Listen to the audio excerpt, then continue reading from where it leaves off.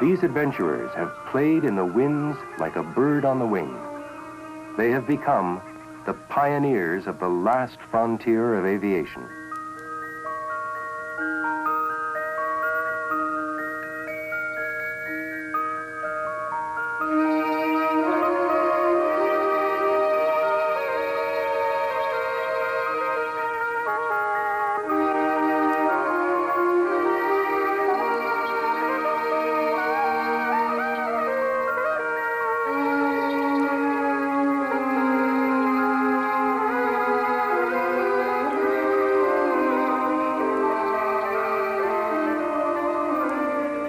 The delta-wing Rogallo-type kite was conceived by NASA as a re-entry mechanism for space vehicles.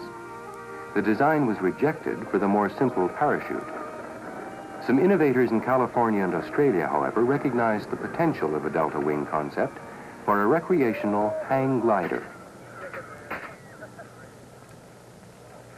Back up a little bit there. Skysurfers from all over the eastern portion of the North American continent gathered recently on the Blue Mountain of southern Ontario.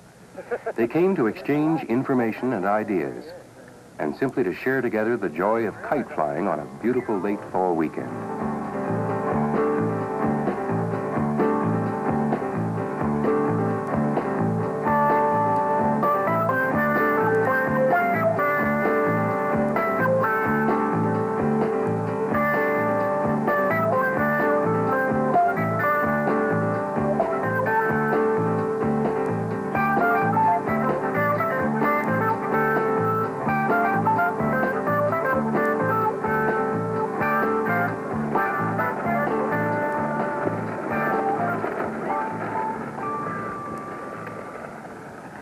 The Rogallo-type kite is relatively inexpensive and can be neatly folded together, making it easy to store and to transport. It weighs on the average about 35 pounds and can be assembled in about 10 minutes. If kite flyers are going to steer clear of danger, certain mental attitudes are necessary. This sport demands a lot of respect for wind, for material, for the workmanship of the kite, for the machine that you're flying. It just is a lot of respect.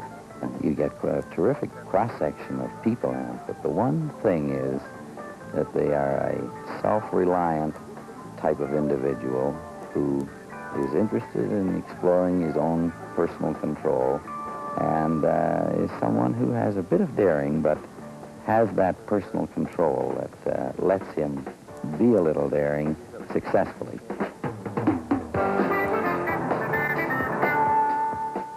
Andy Hall caught the flying bug at age 12.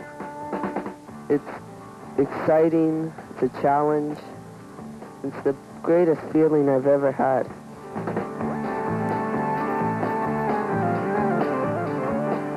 I think the biggest drive for someone to fly is the idea that there's so much space to maneuver in.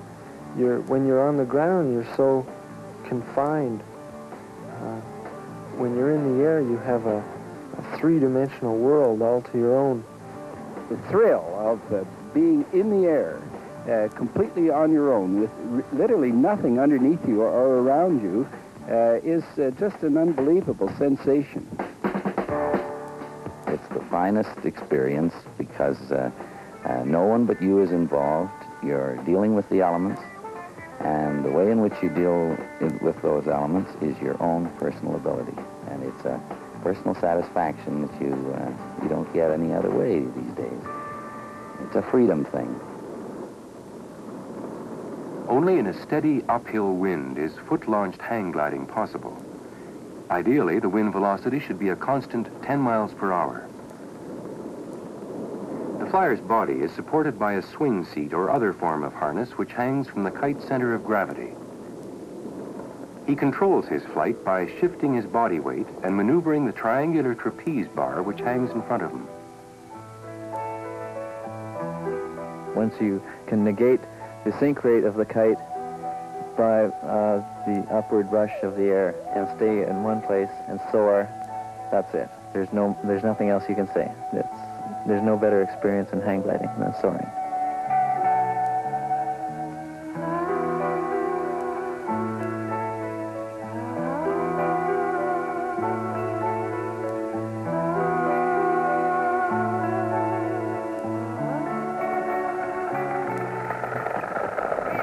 Hang gliding is easy. That is, until you try it.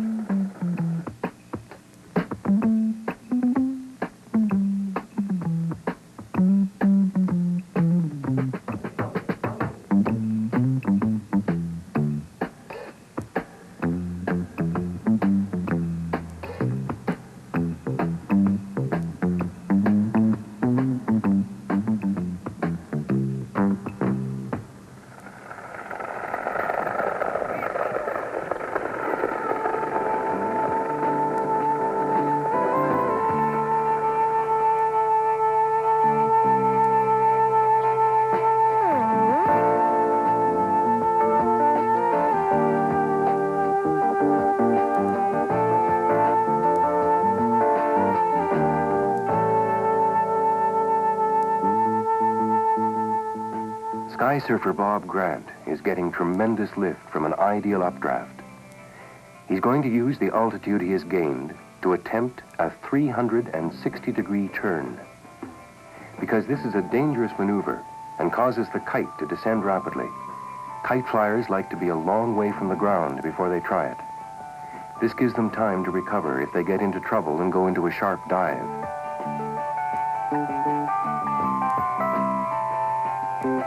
Notice how Bob uses his body as a pendulum to control the movement of the kite, and how he simply extends the sharp banking turn to achieve the full 360-degree radius.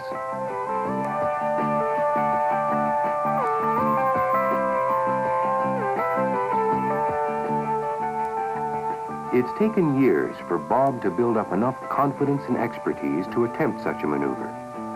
As a responsible kite flyer, it's only through a lot of hard work and practice that he's been able to judge himself ready to proceed to more advanced levels of hang gliding.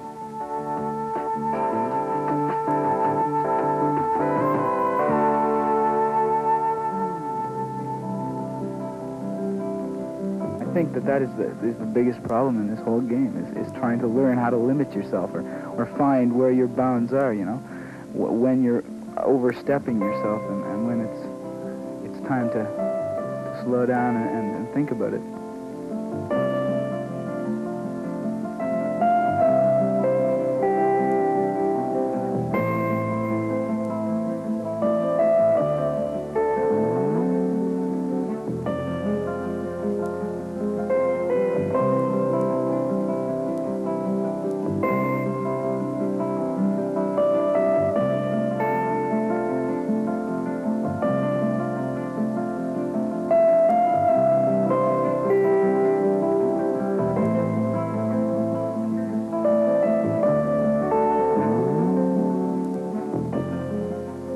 If you think of wind as a fluid and envisage what this fluid would be doing, passing over trees and over, over little knolls in the hill and over ridges and this sort of thing, you can pretty well predict what's going to happen on a flight down the hill.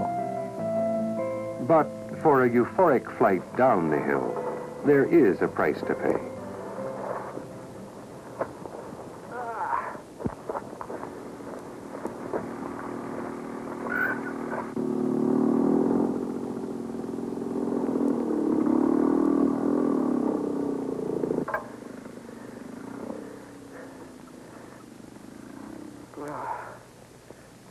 Okay, we can go down this end. Some Skysurfers prefer fixed-wing hang gliders more reminiscent of those of the pre-powered flight era. Generally, they're safer and perform better than the delta wing kites. However, they're also more expensive and more difficult to assemble, store, and transport. This Quicksilver mono-wing hang glider has the advantages of rudder control and a descent rate about half that of a Regalo-type kite.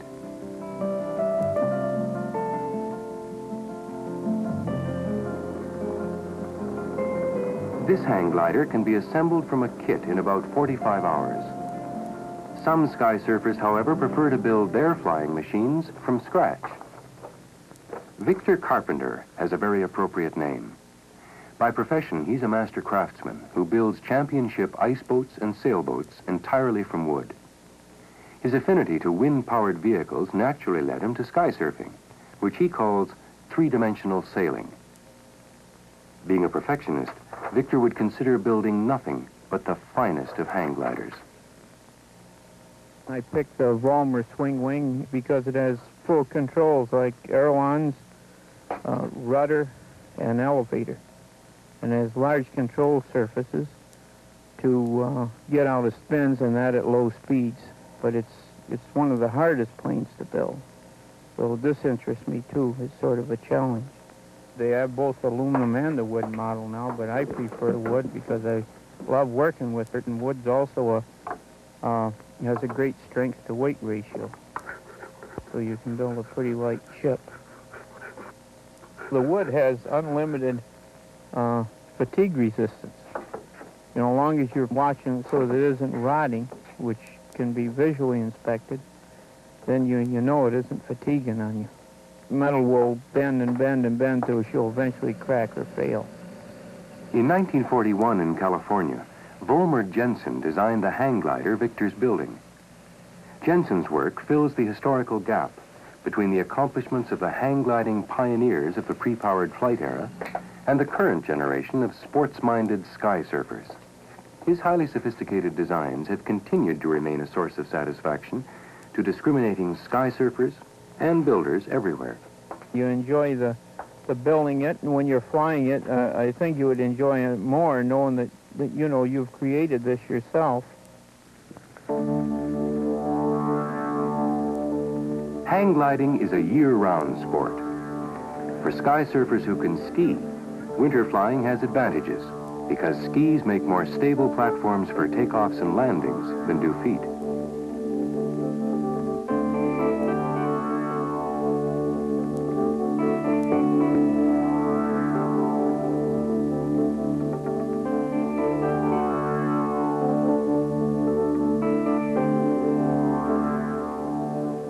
In the winter, you're on your skis.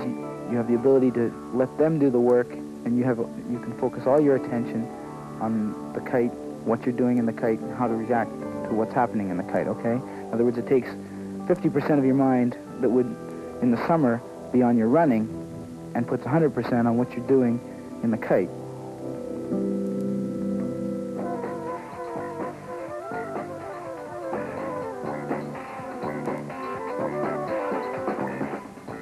Like most sky surfers, John Lang is also an enthusiastic skier. As long as the slopes are covered with snow, it doesn't really matter if the winds are wrong for flying. Even while skiing, John and his friends find it difficult to obey the laws of gravity.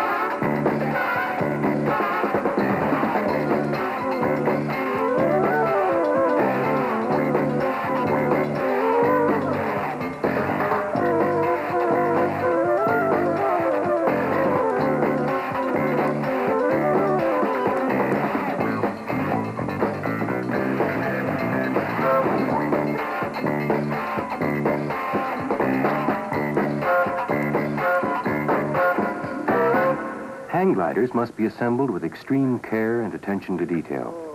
In addition, all parts must be continually inspected for excess wear and tear. When a flyer is perched 100 feet above the ground, no mistakes or oversights will be forgiven. Hang gliders are held rigid by wire cables attached between the kite's extremities. The king post, which is the vertical extension of the kite's center point, acts as the central nexus of the overrigging. The majority of delta wing kite frames are constructed from aluminum, and the sails are made from double-stitched Dacron. Fiberglass, magnesium, and nylon are alternative building materials. Although kite dimensions vary according to the size of the sky surfer, their wingspan averages about 19 feet, and they're in the neighborhood of 17 feet along the central keel. To avoid damage, kites should rest facing into the wind with their noses on the ground. Even in this position, they can sometimes be blown over by an unexpected gust of wind. More kites are broken in this way than in any other. Kites are made for the sky. On the ground, they can sometimes become awkward beasts that come alive the moment the wings are spread. Flyers should analyze the wind before they take off.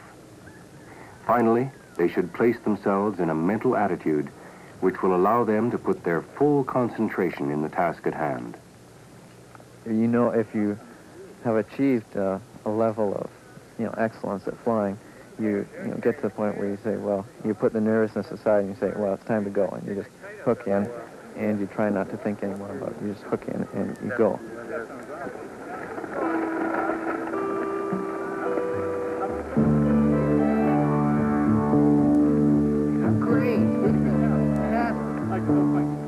When you consider that a hang glider only flies at, perhaps 20 miles per hour is an average speed, then any variation in the wind speed, say 2 miles an hour even, is 10% of the flying speed of this craft. Now, if you get a gust of air at 10 miles per hour, that's a 50% change, which is, when you consider it, it's a pretty staggering change. I don't think I'm particularly brave, but I enjoy the sensation so much that my nervousness or, lack of bravery certainly isn't going to stop me from flying. Today's novice flyer has the option of attending hang gliding school. Here, he or she can learn the basics of the sport from an expert. The first hours of training are spent at the safest possible altitude for beginners. After the student has gained confidence and a feel for the kite and the wind, he can be taught to take off and land. These are the two most critical elements of hang gliding. If the student is wise, he'll start his first flights near the bottom of the hill. To take off, he builds up speed by keeping the kite horizontal with the ground, and then increases its angle of attack so that it catches more wind and creates more lift.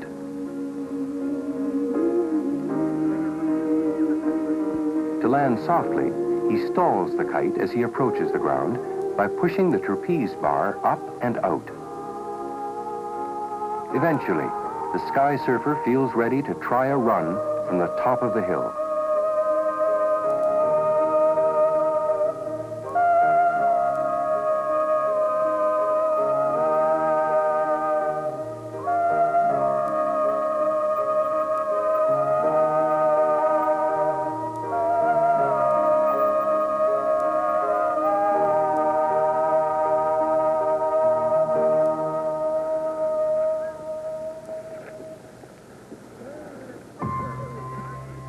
I said I wanted to kite fly, and they thought naturally I was going to go out in the park and fly a kite.